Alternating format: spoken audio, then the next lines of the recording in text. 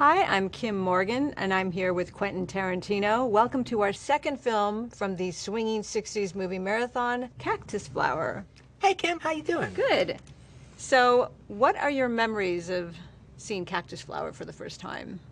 Well, when it comes to Cactus Flower, I have one of those, I think, special movie memories that most people who saw films when they were a kid has at least once. So I saw it again. I was 6 years old, 1969, and I was a huge fan of Laugh-In. My whole family, my mom loved it, my stepfather loved it, and Goldie Hawn I thought was just like the coolest, most charming girl on television. I was kind of nuts for her.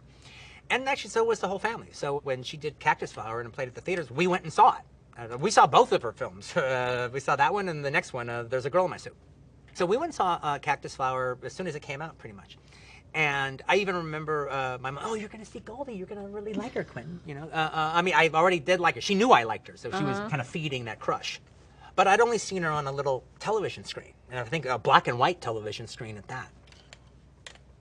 But to sit in a movie theater and to see Goldie Hawn that big at that time, 30 feet high, as a little kid with little eyes, my breath was taken away, all right, by that opening shot of her coming out and seeing her that huge. And I was just enraptured with her. The whole audience was enraptured with her. Every time she did her little karate chop bit, and then the audience just, they loved everything she did, everything she said. And I think that's an experience that most people who love movies had at one point in time when they were a kid. Yes. They go to the movies and then they are enraptured with an actor, and when the film is over, they think they're in love. And Goldie Hawn was my first experience. I mean, Cactus Flower is one of those movies that it's like, okay, it's 1969. It's still a little bit in at least 67. Yeah.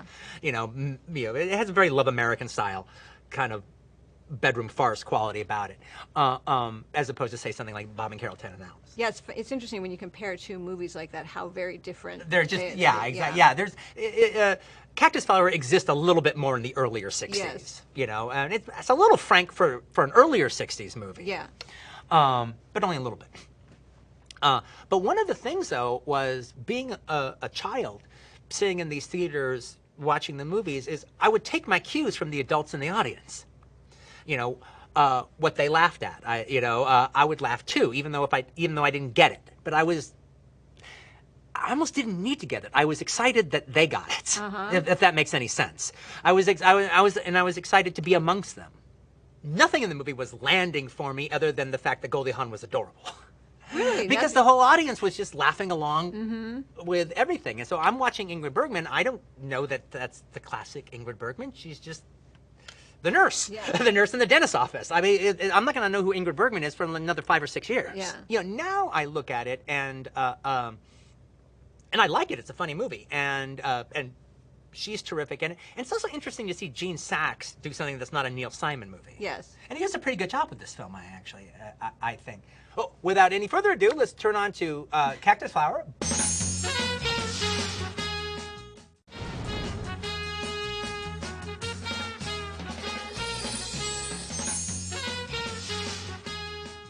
Hello, everybody. This is Quentin and Kim, our mid-movie intermission break, talking about Gene Saks's The Cactus Flower. One of the things I love about this movie is Ingrid Bergman.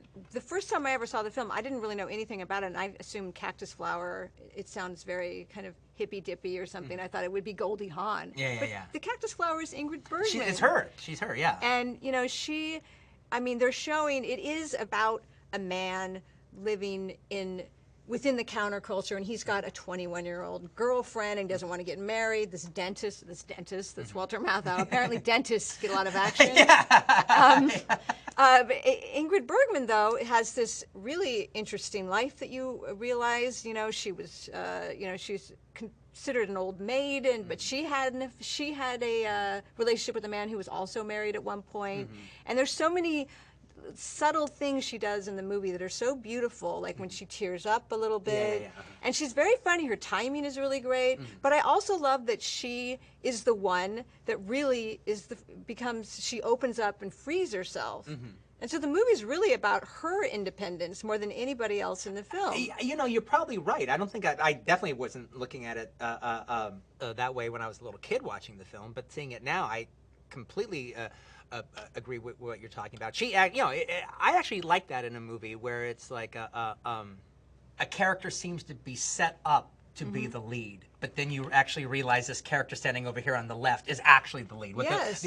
They are the growth character. They are the character that does the change. And ultimately, halfway through the movie, you realize you've been watching it through her eyes all along. Right. And, you know, she starts out as the stern nurse that everyone's kind of making fun of, and then she starts opening up, and you see how warm she actually is. You see how fun she is. Is the movie making expense of her, all right, by presenting her as an old maid at the beginning of the film? Okay, so this is Ingrid Bergman at whatever age that is. To desexualize her at the first part and kind of put her in that uniform and put her at that desk, all right, is the movie saying something about that? I think so, because then when she opens up, they show her in that beautiful dress out at the club. You see that that's not all that she is. And in a way, it's like how actresses would be portrayed. Like, oh, let's put Ingrid Bergman, put her in this role, and then not make her sexual, not show that she has needs. Because now she has to fit in this mold as this type of woman at this age. And it's ridiculous. Why can't she have the fun that Walter Matthau, as we were discussing. Now you're getting me to like want to go out with Tony Curtis instead of Walter Matthau. Now that I'm talking about this, because now I'm thinking, why does she have to go off with Walter Matthau? You know, yes. You know, maybe she should just be free and have fun like all the other guys. Right, exactly. So, I mean, you know, she should meet up with Bob and Carol and Ted and Alice. You know, that is Bob, Carol, Ted, and Alice, and Ingrid. And yes.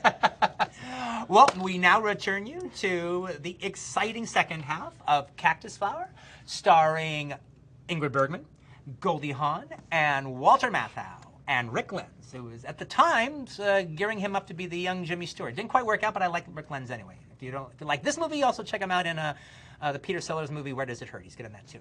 And now, Cactus Flower.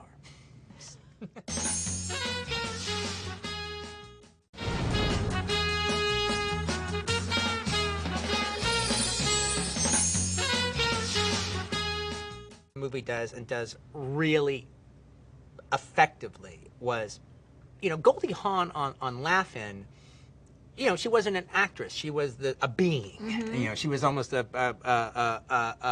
comic idea, and this kooky persona she had was just so charming and just so lovable and fun.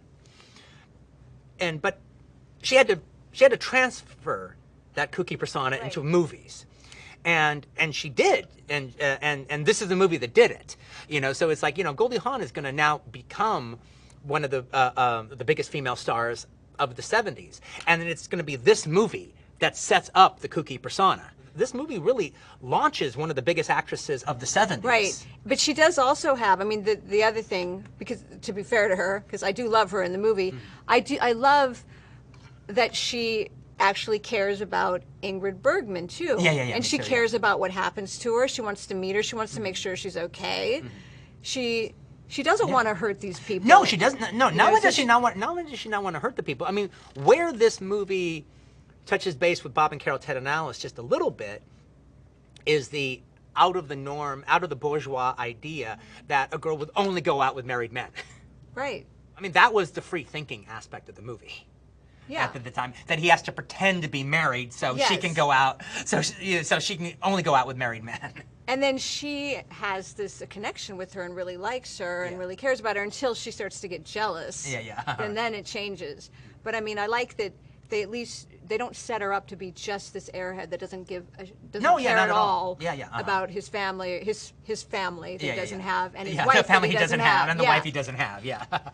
So, but nevertheless, she wants them there, but only for her own selfish reasons. Yes.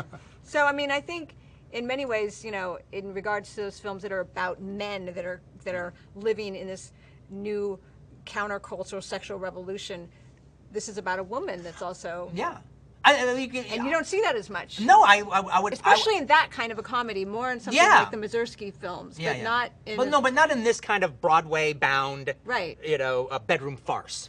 Where it's especially one that's where it's a man juggling a wife that doesn't exist and a mistress that does, but she's not really a mistress.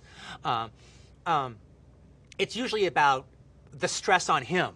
Yes. Juggling yes, exactly. these women, and in this case, it's all told. It's pretty much told from their perspectives, and becomes that way anyway. He's hapless in the situation. You know, he's you know, yeah, he doesn't have control of the situation. You know, he's dancing as fast as he can when it comes to Goldie Hawn, and he's willing to do subterfuge. Yes. In order to keep her. So everything he's doing is just to keep this ball in the air and to keep this fantasy alive. He's not looking for enlightenment. No. No. What is he looking for? I guess he finds it at the end. I guess he finds it at the yeah. end, yeah. Well, what he finds is that, you know, he had what he wanted all along in his outer Right. office. Right. And he never saw it. And he never saw it because of the uniform. Yes. Well, that was Cactus Flower. I hope you enjoyed it. This is Quentin and Kim. See you tomorrow.